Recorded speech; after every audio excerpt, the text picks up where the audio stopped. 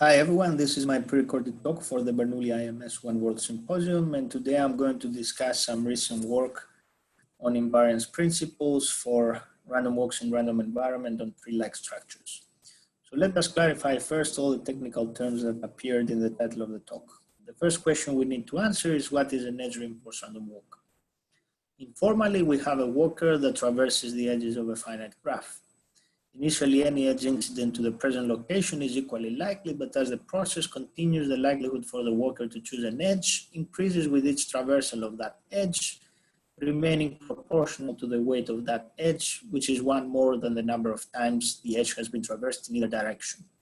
Formally, our graph of interest is going to be generated by a Galton-Watson process, which has offspring distribution with mean 1 and finite variance. And our Galton-Watson tree Tn is going to be conditioned to have population equal to n. Our edge-reinforced random walk is starting from the root and has initial weights equal to square root of n divided by 2 placed on each of its edges. Inductively, if we define f of k to be the smallest sigma algebra that contains the history of the walk up to time k, if we further define alpha k of e to be the updated weight of edge e at time k, the transition probabilities from the position of the walk at time k, say zkn, to a neighbor w, are proportional to the updated weights alpha kn of the edge that connects the present position of the walk, zkn, to w. It was not until recently that Lubus, Abo, and Tares introduced a scaling limit of the edge-reinforced random walk on the dyadic one-dimensional lattice as a one-dimensional diffusion in a random potential that contains a scaled change two-sided Brownian motion with a drift. Moreover, they showed that eventually, after exponential time, this diffusion rests on the interval minus a third, almost surely. Our contribution today is to introduce the scaling limit of the edge-reinforced random walk on Tn as a Brownian motion in a random Gaussian potential with a drift on Aldous' continuum random tree, which from now on we are going to abbreviate as the CRT.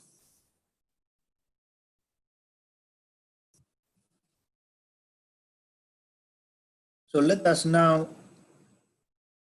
explain what is the continuum random tree that Aldous introduced in the 90s. The CRT is a random real tree, so therefore it satisfies the following two axioms. The first axiom states that there exists a unique geodesic between any 2 points. In other words, for any 2 points, let's say x and y, there exists a unique isometry from the CRT to the real interval that has length, the tree distance between x and y, in such a way x is mapped to 0 in the real line and y is mapped to the tree distance between an x and y also in the real line.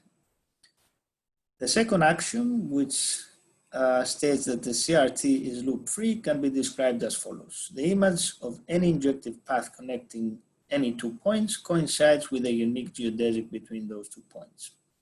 Then the CRT is defined to be the interval 0, 1 equipped with a pseudometric d of t that is given by the relation you can see in the center of the slide. This becomes an actual metric by identifying s and t in 0, 1 when as time points S and T, they have the same height as their minimum between S and T in terms of a normalized Brownian excursion E. The CRT is also endowed naturally with a probability measure mu of T given by the image of Lebesgue's measure on 0, 1 by the canonical projection that the equivalence relation that we described before induces. Moreover, the CRT can be recovered as the continuum limit of large size condition critical Galton-Watson trees equipped with a graph distance rescaled by 1 over square root of n and a measure which puts mass 1 over n on each of the n vertices. The convergence of large critical Galton-Watson trees with their distances and measures rescaled to the CRT can be described in terms of the Gromov-Hausdorff-Prokhorov topology.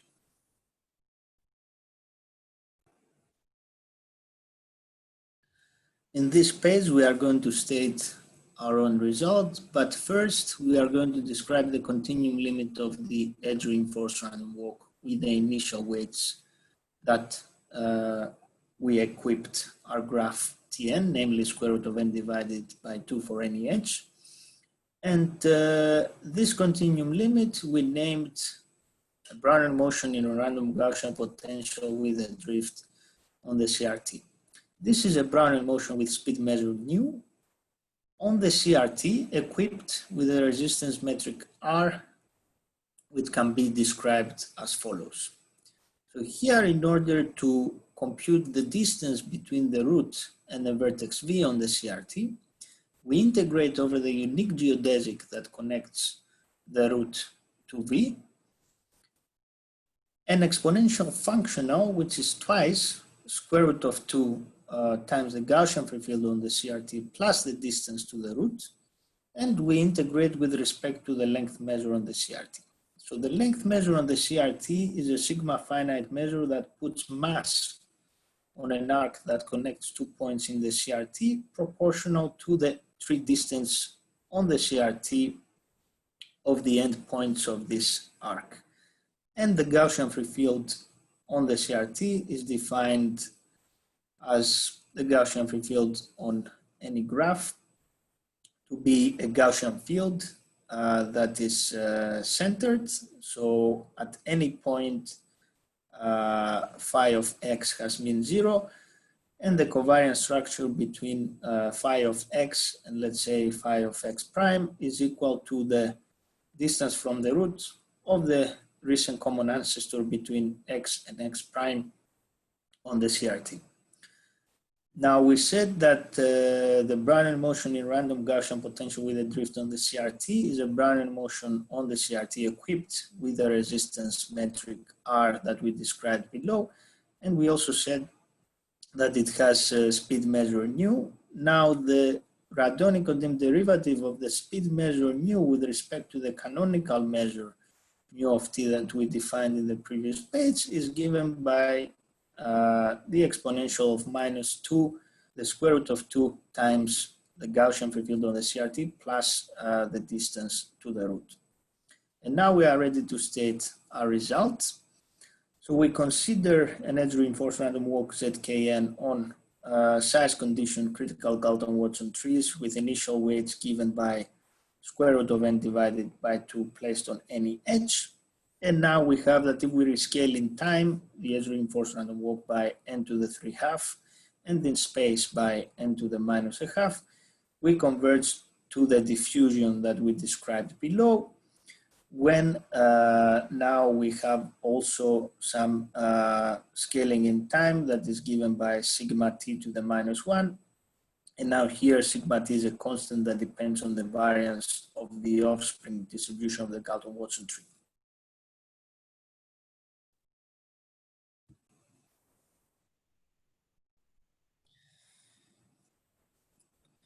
We now turn our focus to the second part of the talk, which is about the localization phenomenon. And to see what we mean about this, we start with an example of a one-dimensional Brownian motion in a random linear environment. And this random linear environment, in this case, is going to be a two-sided Brownian motion. So this one-dimensional Brownian motion in a random linear environment is a continuous time process xt on the real line, having Wheeler's canonical form given by capital L, which you can see in the first equation of this slide. You can also describe it as a diffusion on R with differentiable scale function and speed measure given by the second equation you can see in this slide.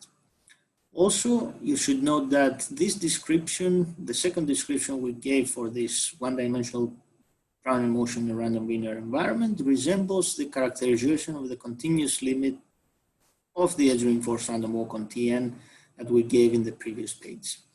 Here we have that the potential is given by W, which is a two-sided Brownian motion, and in the previous page we had that the potential was given by a three-indexed Gaussian process, which was the Gaussian free field on the CRT, plus a drift, and the drift was given by the distance to the root. Now Brooks in 1986 showed that xt rescaled by log t squared converges in probability to a random variable b, which can be determined only by looking at the random environment W. And here we should notice that this result holds when the probability is taken with respect to the anneal law. So after integrating the environment out and starting from the origin of the real line.